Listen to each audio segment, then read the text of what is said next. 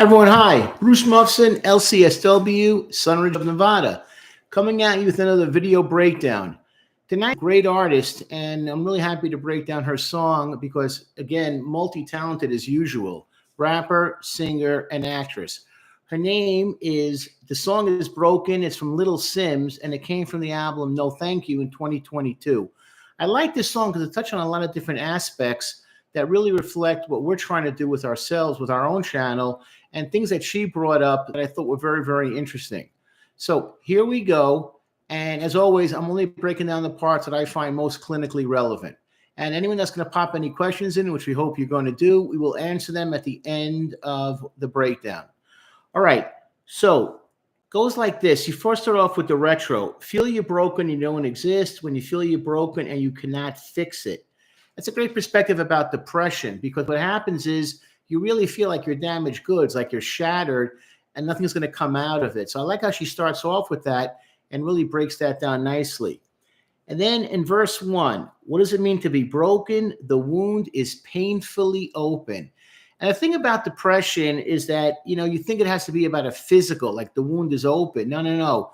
Most of the time, depression, it's mental. It's a mental health issue. And it is the most common ailment that people go around the world to see a doctor for, is people suffering from depression. So the wound is painfully open. Yeah, it's not just like physical, it's mental. You feel like you are broken. Okay, then it goes like this. It says, I've been hitting some lows and never telling a soul. You can have everything and nothing still, nobody knows. Okay, it's a great line, because so many people, they think they know, but they don't know. And it's very common not to share. And then she goes a little further, and it's interesting to me how everyone loves to gossip about everybody else. Everyone knows everyone else's life, but in the end, you don't know anything. I tell all my new employees the same comment. Keep your thoughts to yourself. That's it. Don't share. Shut the freak up, because if you share things with people you don't really trust, everyone's going to know about it in about 15 minutes. So keep your thoughts to yourself. But when the way she says that, I've been hitting some lows and never telling a soul, you can have everything and nothing still, nobody knows. Then she goes like this. Everyone so obsessed with the CEO, she probably got the most troubles that she'll never disclose.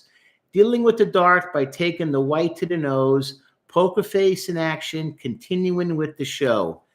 That's a real disorder. It's called imposter syndrome, where so many people have that today, where like they're in charge of something and they feel like, I don't belong. What am I doing here? I just saw it today on the news, Fandango, the head of Fandango committed suicide. 65 years old. I think he jumped out of a building. And who knows? Oh, everything is great. Company's doing fine. We're making money. I'm so happy. Everything is great. Well, the answer was it wasn't so great. And you don't know. You think you know, but you don't know. So, poker face in action, continuing with the show. Yeah, the show must go on. You perform and produce, or you're gone. This is what athletes deal with. This is what people in business deal with. This is what we all deal with. So it's a real thing to happen. Then she follows up with on verse 2. Okay, I'm going to save this line. I'm going to steal it because it was a great line.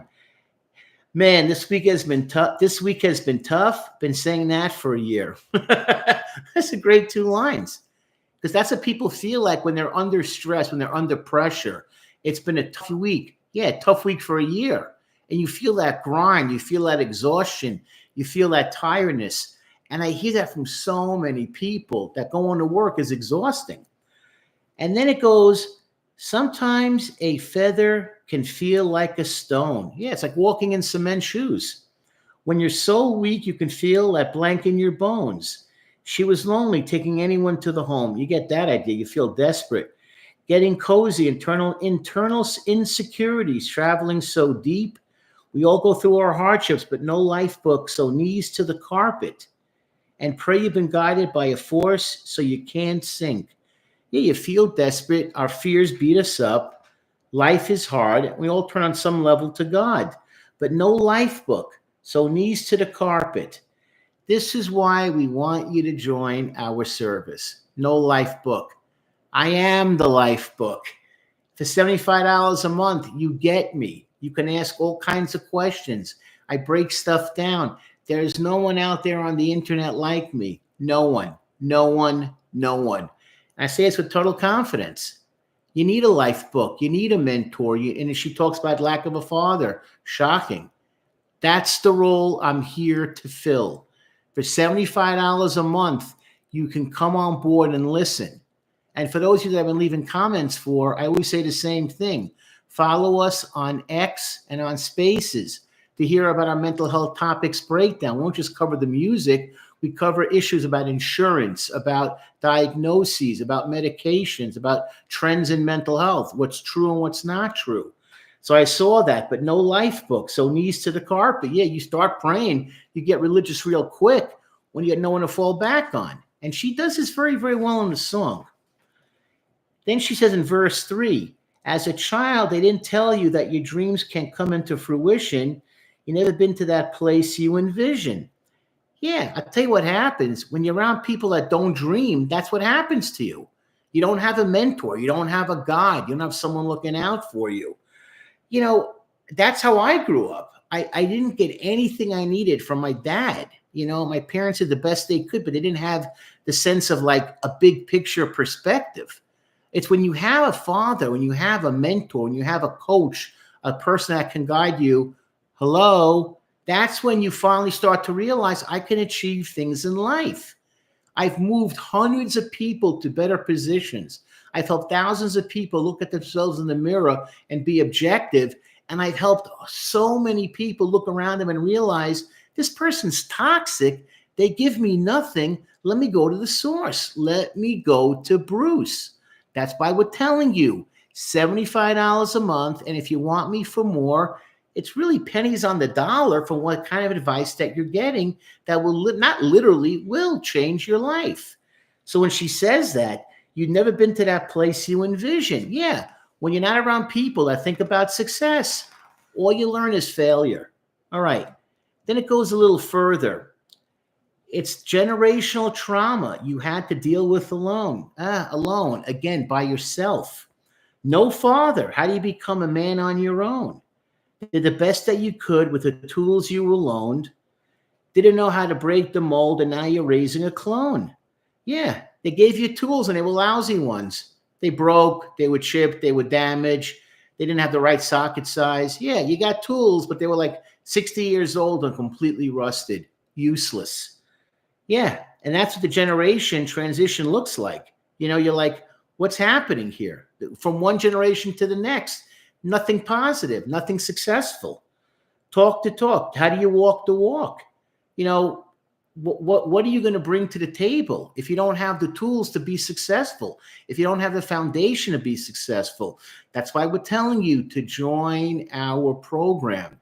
Join.